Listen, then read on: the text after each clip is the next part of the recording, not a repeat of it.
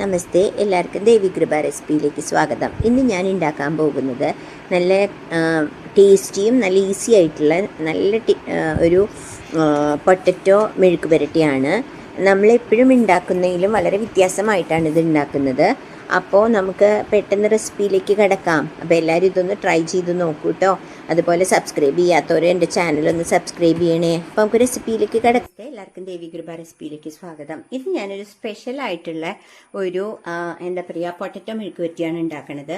അപ്പോൾ ഇത് നമ്മളെപ്പോഴും ചെയ്യുമ്പോൾ നമ്മൾ സവാള അല്ലെങ്കിൽ ചെറിയ ഉള്ളി വഴറ്റിയിട്ട് പൊട്ടറ്റോ ഇട്ട് മുളക് പൊടി ഇട്ട് അങ്ങനെയല്ലേ ഉണ്ടാക്കുക. ഇത് കുറച്ച് വ്യത്യാസമായിട്ടുള്ള ഒരു പ്രിപ്പറേഷനാണ് കേട്ടോ.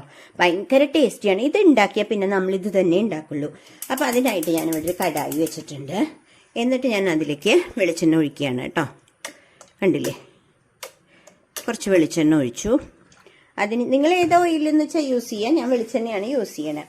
അപ്പം അതൊന്ന് ചൂടായി വരുമ്പോഴേക്കും നമുക്ക് സിമ്മിൽ വെക്കണം കേട്ടോ നമ്മുടെ ഗ്യാസ്.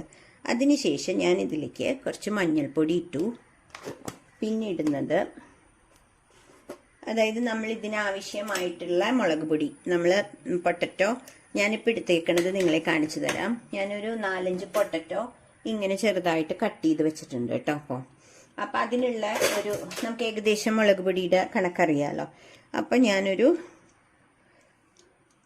3/4 സ്പൂൺ ഇട്ടു. ഒരു സ്പൂണ് മുളക് പൊടി ഇട്ടിട്ടുണ്ട് കേട്ടോ.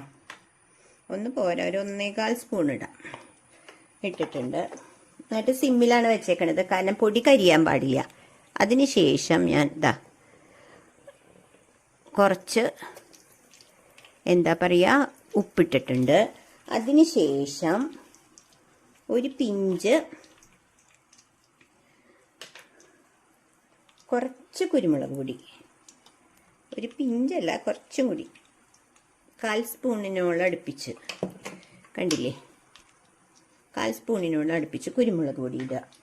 എന്നിട്ട് ഇതൊന്ന് നന്നായിട്ട് ചൂടാക്കിയെടുക്കുക. പച്ചമണം മാറണ വരെ ചൂടാക്കണം. നമുക്ക് ആ പച്ചമണം മാറണ വരെ ഇതൊന്ന് ആ വെളിച്ചെണ്ണയിൽ ഒന്ന് നന്നായിട്ട് ഒന്ന് ചൂടാക്കുക കേട്ടോ. അതിനുശേഷം നമ്മൾ ഇപ്പോൾ ആ പച്ചമണമൊക്കെ പോയിട്ടുണ്ട് കേട്ടോ. സിമ്മിലാണ് വെക്കേണ്ടത്. എന്നിട്ട് നമ്മൾ ഈ പൊട്ടറ്റോ അതിലേക്ക് ഇടുക കേട്ടോ. അപ്പം നമ്മൾ വെള്ളം ഒന്നും ഒഴിക്കണില്ല പൊട്ടറ്റോയിൽ. ഇതിൽ തന്നെ കിടന്ന് ഫ്രൈ ആയിക്കോളൂ കേട്ടോ. കണ്ടില്ലേ, എന്നിട്ട് ഇതിൽ തന്നെ കിടന്ന് ഫ്രൈ ആവട്ടെ. ഫ്രൈ ആയിട്ടല്ല, കുക്കായിട്ട് ഫ്രൈ ആയിക്കോളും. വെളിച്ചെണ്ണ കുറച്ച് നമ്മൾ എപ്പോഴും 1 സ്പൂൺ ഒഴിക്കുകയാണെങ്കിൽ ഇതൊരു 2 സ്പൂൺ വെളിച്ചെണ്ണ ഒഴിച്ചോളൂ കേട്ടോ.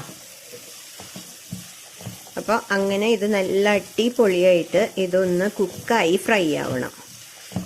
കണ്ടില്ലേ, ഇനി നമ്മൾ ചെയ്യേണ്ടത് ഇതൊന്ന് അടച്ചു വെക്കാം നമുക്ക്. കാരണം ഇപ്പം നമ്മൾ അത്യാവശ്യത്തിന് ഉപ്പൊക്കെ ഇട്ടിട്ടുണ്ട്.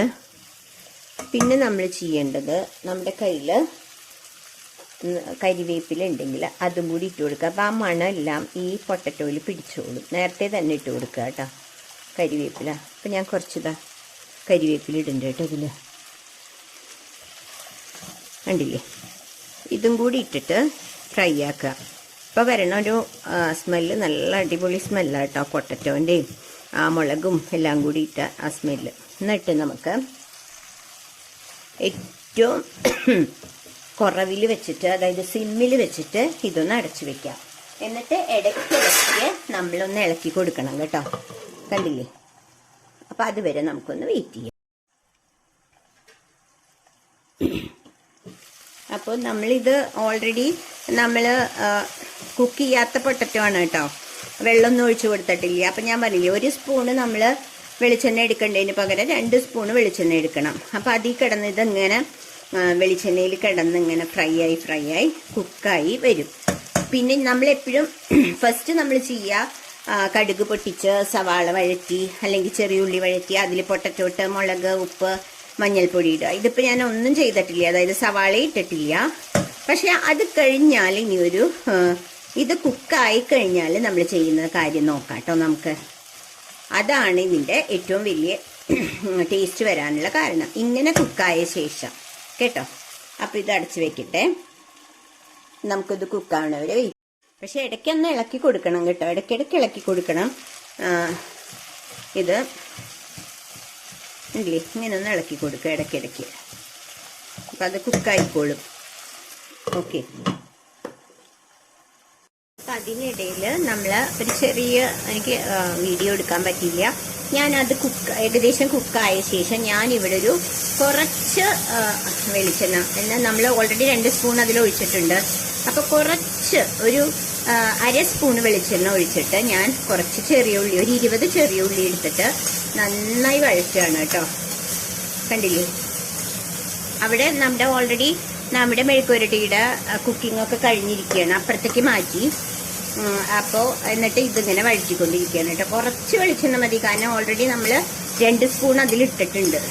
അപ്പം നല്ലോണം അത് ഏകദേശം നന്നായിട്ട് ഫ്രൈ ആയിട്ടുണ്ട്, കുക്കായിട്ടുണ്ട് കേട്ടോ. അപ്പോൾ ഇതിപ്പോൾ നമ്മൾ നന്നായിട്ട് ഫ്രൈ ചെയ്തെടുക്കുക. ഇതിപ്പോൾ നമ്മൾ ഓരോ കറികളൊക്കെ ഉണ്ടാക്കുമ്പോൾ നമ്മൾ ഉള്ളി വറുത്ത് മുകളിലിടില്ലേ, അതേപോലത്തെ ഒരു പ്രിപ്പറേഷനാണ് ഇപ്പം ഇതിന് വേണ്ടത് കേട്ടോ. അപ്പം അതുകൊണ്ട് ഇത് നല്ലവണ്ണം ഒന്ന് വറുത്തെടുക്കുക. നല്ലോണം സിമ്മിൽ വെച്ചിട്ടാണ് വറുക്കണത്. പക്ഷേ ഞാൻ വെളിച്ചെണ്ണ കുറച്ച് ഒഴിച്ചിട്ടുള്ളൂ, ഒരു അര സ്പൂൺ പോലും ഒഴിച്ചിട്ടില്ല കേട്ടോ. കാരണം ഓൾറെഡി നമ്മുടെ ഈ നമ്മുടെ പൊട്ടറ്റോയിൽ ഞാൻ 2 സ്പൂൺ ഒഴിച്ചതുകൊണ്ട് വെളിച്ചെണ്ണ അധികം ഒഴിച്ചിട്ടില്ല. എന്നിട്ട് ഇത് നന്നായിട്ട് വഴറ്റണം.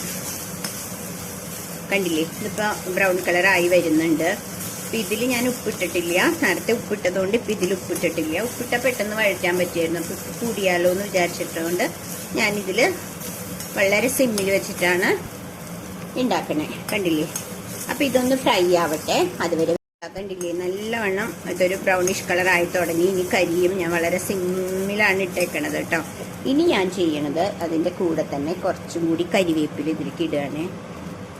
കരിവേപ്പില എടുത്ത് അതും കൂടിയും ഒന്ന് ഫ്രൈ ആക്കുകയാണ് കേട്ടോ, ഈ ഉള്ളിയുടെ കൂടെ തന്നെ. കണ്ടില്ലേ, ഉള്ളിയുടെ കൂടെ തന്നെ ഒന്ന് ഫ്രൈ ആക്കിയിട്ട് ഞാൻ ഗ്യാസ് ഓഫ് ചെയ്തു കേട്ടോ. കണ്ടില്ലേ, ഫ്രൈ ആക്കി. കണ്ടില്ലേ, നല്ലവണ്ണം ഉള്ളിയും നന്നായിട്ട് ഫ്രൈ ആയി, ആ കരിവേപ്പിലയും ഒരുവിധം ഫ്രൈ ആയി കേട്ടോ.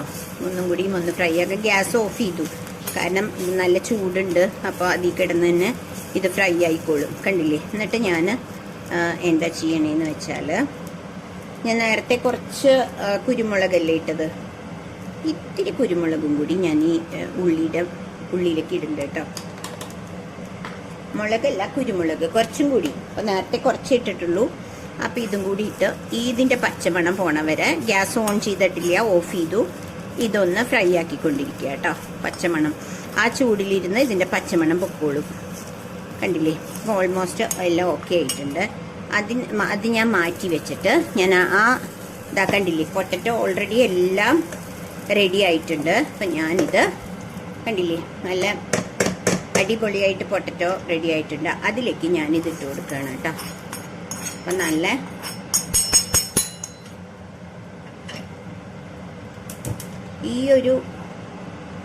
ഈ ഒരു പൊട്ടറ്റോ കറി ഉണ്ടെങ്കിൽ നമ്മൾ ഊണ് കഴിക്കുമ്പോൾ നമ്മൾ ചോറ് ഒരു പറ ഊണ് കഴിക്കുന്ന പറയില്ലേ, ഒരു നാടൻ ചൊല്ലല്ലേ, ഒരു പറ ചോറുണ്ണാന്ന അതേ ഇതാണ് ഇതിൽ കേട്ടോ. കാരണം ഇത് ഞാൻ ഒരിക്കലും വെള്ളം ഒഴിച്ചിട്ടല്ല കുക്ക് ചെയ്തത്, 2 സ്പൂൺ വെളിച്ചെണ്ണയിലാണ് ഇത് കുക്ക് ചെയ്തേക്കണത് പൊട്ടറ്റോ. അപ്പം കണ്ടില്ലേ, നല്ല അടിപൊളിയായിട്ടുള്ള കരിവേപ്പില നല്ലോണം ഇടണം കേട്ടോ അതിൽ, അത് ഒരു ഇതാണ്. ഉപ്പും എല്ലാം നേരത്തെ ഞാൻ ഇട്ടതുകൊണ്ട് ഇപ്പോൾ ഒന്നും ഇടുന്നില്ല. നല്ല അടിപൊളിയായിട്ടുള്ള നല്ല പൊട്ടറ്റോ മെഴുക്കുവരട്ടി റെഡി ആയിട്ടുണ്ട്. കണ്ടില്ലേ, നിങ്ങളെല്ലാവരും കണ്ടില്ലേ. അപ്പം ഞാനൊന്ന് ഗ്യാസ് ഓൺ ചെയ്തിട്ടുണ്ട്, ഒന്നും കൂടിയും ഇതൊന്ന് മിക്സാക്കി ഫ്രൈ ആക്കിയിട്ട് ഞാൻ ഗ്യാസ് ഓഫ് ചെയ്യാണ്. അപ്പം എല്ലാവരും ഈ ഒരു റെസിപ്പി ഒന്ന് ട്രൈ ചെയ്ത് നോക്കൂട്ടോ. നിങ്ങൾ എപ്പോഴും ഉണ്ടാക്കണ പോലെയല്ല, ഇത് വ്യത്യാസമായിട്ടുള്ളതാണ്. ഇതൊരു സ്പെഷ്യൽ പൊട്ടറ്റോ ഫ്രൈ ആണ്. അപ്പോൾ എല്ലാവരും ഇതൊന്ന് ട്രൈ ചെയ്ത് നോക്കുക, കുട്ടികൾക്കൊക്കെ ഇഷ്ടാവും. അപ്പോൾ ഞാൻ അടുത്തൊരു റെസിപ്പി ആയിട്ട് വരുന്നവരെ ബായ്. അപ്പോൾ എല്ലാവരും എൻ്റെ ചാനലൊന്ന് സബ്സ്ക്രൈബ് ചെയ്യണം. സബ്സ്ക്രൈബ് ചെയ്യാത്തവരെല്ലാവരും ചെയ്യണം കേട്ടോ. സബ്സ്ക്രൈബ് ചെയ്ത് ഷെയർ ചെയ്ത് ലൈക്ക് ചെയ്യണേ. അപ്പോൾ